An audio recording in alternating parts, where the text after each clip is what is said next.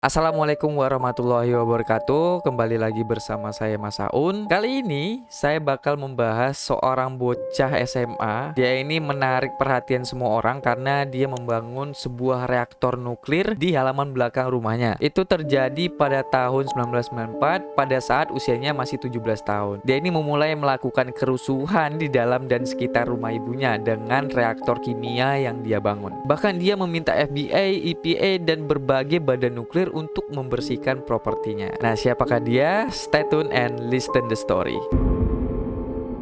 David N. saat itu dia masih berusia 17 tahun dan lahir pada tanggal 30 Oktober 1976. Asalnya untuk mempelajari kimia dimulai ketika dia berusia 10 tahun ketika kakeknya memberikan sebuah buku yang berjudul The Golden Book of Chemical Experiment, dan itu adalah buku yang baru baginya, tetapi dia ini menghabiskan berjam-jam untuk mempelajari buku itu bersama teman-temannya. Nah, setelah dia ini mempelajari buku itu, dia ini pun melakukan eksperimen kecil-kecilan dan mulai mengumpulkan sampel-sampel yang ada di dalam tabel periodik, termasuk unsur-unsur radioaktif. Untuk melakukan percobaan tersebut, David ini mendirikan sebuah laboratorium di kamar tidurnya dan berhasil membuat nitrogliserin, dan ini adalah jenis obat yang digunakan untuk mencegah dan meredakan nyeri dada. Tapi beberapa percobaan gagal karena merusak kamar tidurnya. Ayahnya pun segera melemparkan eksperimennya itu ke ruang bawah tanah. Karena memang tidak puas ya kan dengan eksperimen yang gagal, dia pun mencobanya lagi di ruang bawah tanah rumah ayahnya. Setelah melakukannya lagi, dia menyebabkan ledakan dan membuat si David ini pingsan. Akhirnya ayahnya pun melarang untuk melakukan eksperimen di rumah. Dan ternyata dia ini sedang dalam tujuan untuk menerima penghargaan prestasi dalam tenaga nuklir. Karena dia punya tujuan, dia sudah dilarang eksperimen di rumah ayahnya, dia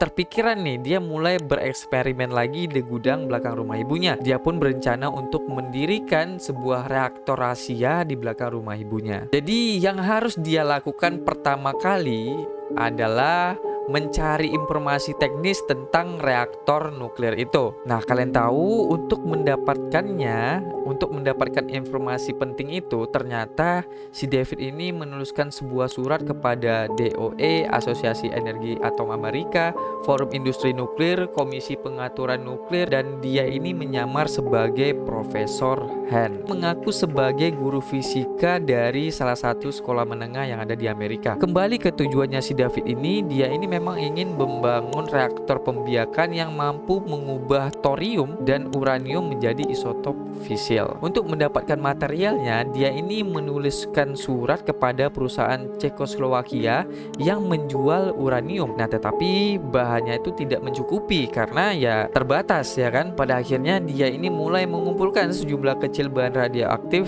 dari berbagai barang rumah tangga. Nah, pada saat itu si David memperoleh sampel yang cukup besar dari jam meja tua yang dibelinya dari toko barang antik, dan dia segera mulai untuk bereksperimen, berharap untuk menghasilkan atom yang dapat dibagi. Setelah melakukan eksperimen beberapa kali gagal, David pun akhirnya berhasil membangun reaktor pembiakan, dan itu berada di belakang rumah ibunya. Nah, setelah eksperimennya berhasil, dalam beberapa minggu David pun merekam tingkat radioaktivitas yang sangat tinggi, dan si David ini menyadari bahwa itu dapat membahayakan dirinya sendiri dan orang-orang di sekitarnya karena dia memancarkan radiasi 2 kali lipat lebih banyak. Dan pada akhirnya karena dia membahayakan dirinya sendiri dan orang-orang di sekitarnya, dia pun membongkar reaktornya itu dan meninggalkan beberapa bahan berbahaya dan memasukkan sisa peralatan ke bagasi mobil. Saat sedang mengemas barang-barangnya, dia ini bertemu petugas polisi, dan polisi itu mengecek laporan dari seorang tetangga. Nah, saat itu petugas pun langsung mengajukan beberapa pertanyaan kepada si David, tapi tidak puas dengan jawaban si David sehingga polisi ini menggeledah mobilnya. Mobilnya digeledah, polisi pun juga menemukan sebuah kotak peralatan yang digembok dan disegel dengan lakban, dan si David ini memberitahu ke polisi bahwa itu adalah alat-alat kimia yang berbahaya. Polisi pun menjadi khawatir ya kan. Pada akhirnya untuk alasan keamanan, mobil itu pun diderek ke markas polisi. Saat diperiksa lebih lanjut, ternyata benar cuy. Jadi kotak itu berisi peralatan untuk bahan-bahan radioaktif yang sangat berbahaya. Dan hal ini menyebabkan kepanikan dari banyak lembaga pemerintah termasuk FBI dan NRC mengambil tindakan. Lab di belakang rumah ibunya pun disegel untuk dibersihkan. Karena memang untuk membersihkan reaktor nuklir itu memang bukan orang sembarangan cuy. Jadi harus ada safety-nya, harus pakai pakaian khusus ya kan untuk menjaga keamanan. Dalam insiden menyedihkan ini dia pun kehilangan laboratoriumnya ya kan, tapi dalam sisi lain dia pun memang nggak mau melanjutkan. Nah, pada tahun 2007 FBI ini mendapat informasi bahwa David masih memiliki reaktor lainnya yang disimpannya dekat lemari es.